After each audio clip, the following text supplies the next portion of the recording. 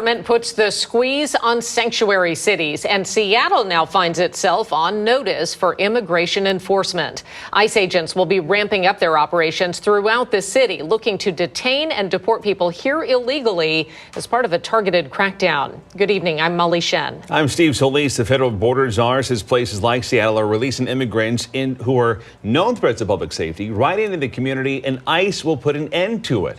KOMO's Joel Marino joins us live in Seattle with how the mayor's responding to these new enforcement measures. Joel. Steve and Molly, overreach is how Seattle Mayor Bruce Harrell describes these tactics. He says this talk of lawlessness in sanctuary cities isn't true here in Seattle, where crime on the whole is headed down. And he says he won't help federal agents snatch immigrants right off these streets.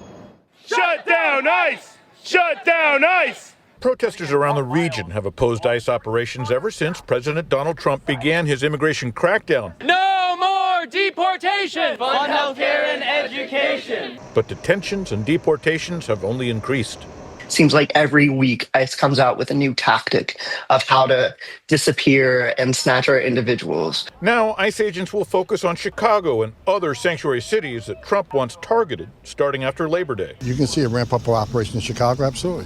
You're going to see a ramp up of operations in New York. You're going to see a ramp up of operations continue in LA. And, Portland, Seattle. Seattle city leaders have so far refused to assist federal agents in immigration enforcement, and the mayor says that will continue.